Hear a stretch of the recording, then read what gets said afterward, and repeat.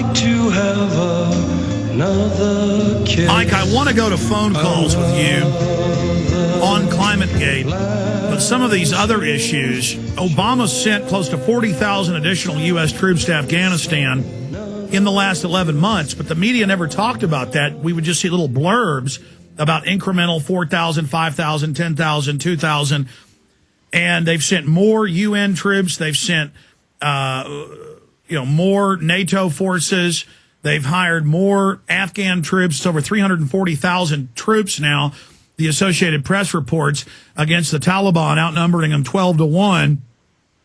But the Taliban doesn't even really exist. There's just different tribes out there. It's on record that most of the Taliban is working for the coalition forces. The war is over the pipeline. It's over the opium. It's over the black hole of profit that this war causes, this huge racket, as Smedley Butler so eloquently said. But now Obama has announced 34,000 additional, that we're never leaving Afghanistan, that they're going to escalate it. Now they've announced Russia's giving advisors.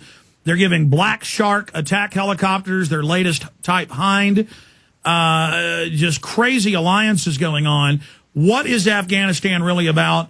And what are all the lefties saying now about their God Obama, the anti-war guy, escalating and keeping us in Iraq? Well, I think a lot of attention is focusing on a statement Obama made last week where he's going to finish the job. And everybody's saying, what job? Why are we there? Is it the no opium poppy left behind concept? We really don't know why we're in there, except that politically Obama doesn't want to be the president who lost another war. More and more observers are saying that Afghanistan is starting to shape up like a new Vietnam. And, Lyndon Johnson took a huge hit for Vietnam, and so did Richard Nixon. So nobody wants to be the president in charge of a losing war, even though Obama promised he was going to end the war and bring our troops home. Now, maybe his promise was that he thought he could win a quick, decisive victory in Afghanistan, despite its long history to the contrary, and he could bring his the kids home that way. But it's obvious that whatever Obama is doing, he is not listening to the people, and that is what he's supposed to be doing. Well, that's well said, Mike. Expanding on that, we have these different Democrats saying that, and now Republicans are saying they're looking at it and may agree to it. Here's a headline: GOP wages internal debate over tax increase for Afghan war. Obey, Congressman Obey, that's really his name, tells Obama Afghanistan war tax or no surge. So they're saying you can have your surge, but we're going to have another tax. I mean, how many taxes has Obama raised? He's lied about everything. All he's doing is raising people's taxes. Well, they're not so much raising them as they're simply adding new ones all the time. I mean, this latest one, they want to do a carbon tax. It's a tax literally on the air. They've run out of things to tax. We've run out of money to pay the taxes for. The government is broke. There was a breaking story just before we went to airtime where they're talking about a major, major uplift on the government's official debt ceiling, which we know they've already violated many times over. The bottom line is they're out of money. They can't get any money. They're trying to come to us to loot the last few nickels out of our pockets. All government knows how to do is raise taxes and take money. That's all they do. That's all they know how to do. And they're absolutely never going to stop until we make them stop. But again, I go back to this question. On every front, the government is openly corrupt, openly run by foreign corporate interest, openly setting up world government, openly expanding the empire, openly setting up a police state domestically. And no matter what we do, they just accelerate their program. And I guess they're counting on Northcom to keep people under control. Real unemployment's over 22%. MSNBC admits, and CNBC admits, it's 17+%. Where is all this going, Mike? Well, I think the game plan right now, and we're seeing this certainly with the ClimateGate stonewalling, is their idea is we're just going to do what we're going to do anyway, and they're basically relying on the idea that the American people are not going to kick down the doors and rush into the legislative chambers with torches and pitchforks to deal with the matter themselves. Of course, other rulers have had that same arrogance before, like Louis XVI and Charles I and Ceausescu and Mussolini. So governments do make these kind of critical mistakes, and I think this is a critical critical mistake for the government to go on acting as if we, the American people, don't have an opinion that's worth listening to. There was a Rasmussen poll came out just yesterday where 71% of Americans said flat out they are angry with the federal government. At some point, it almost feels like a confrontation has become inevitable. I don't like the idea. I don't like the idea of violence. I've been hoping the federal government would collapse the way the USSR did. But it almost seems like our government is going to keep on abusing the people until somebody fights back. Maybe that's what they want, because then they can bring in the armies of the United Nations and reconquer the American continent for the New World Order. And by the way, people 10, 12, 13, 14 years ago, when we would read UN documents, West Point training manuals, Colonel Craig Roberts can talk about his nephew being trained.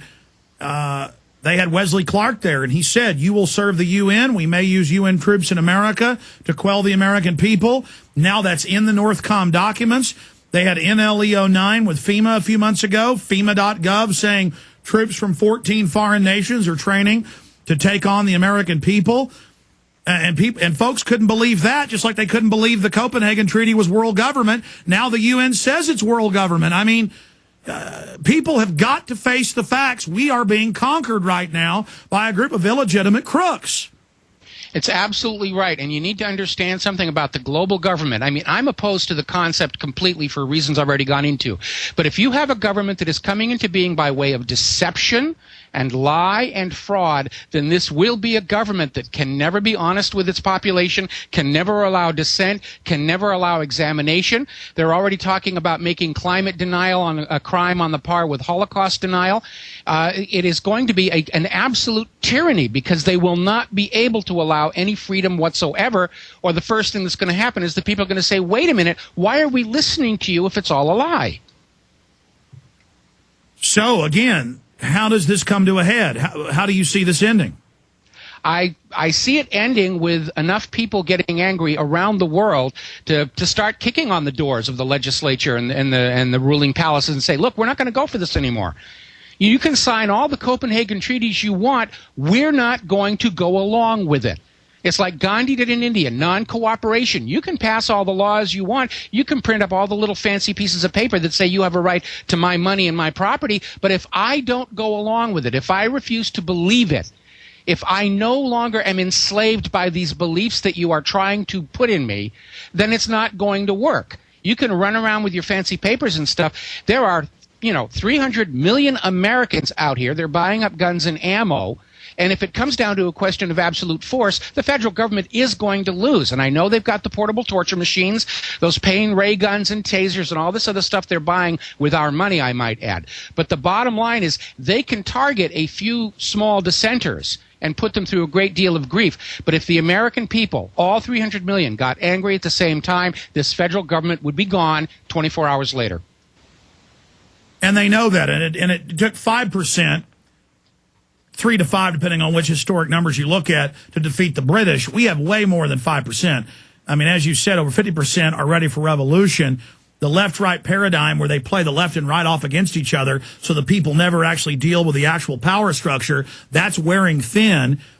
So they're coming off the rails. They're stuck in the mud. Their whole juggernaut is grinding to a halt right now. And I just hope listeners realize we are in one of the greatest times that we've ever seen. We are going into a time when the future of humanity is going to be basically charted, and every email, every phone call, every letter written to the editor, every speech you give at church, every video you give your coworkers, every person you send a prisonplanet.com or infowars.com or whatreallyhappened.com news article to, is one more person we begin to wake up, because people are now ready to hear the truth when they weren't ready to hear it in the past. We've been proven right about everything we talked about. We're only going off the globalist own playbook, their own reports, their own white papers. Something this big can't be hidden. People say, well, if this was happening, there'd be leaks. We'd have whistleblowers. We'd have documents. We do. That's the whole point here.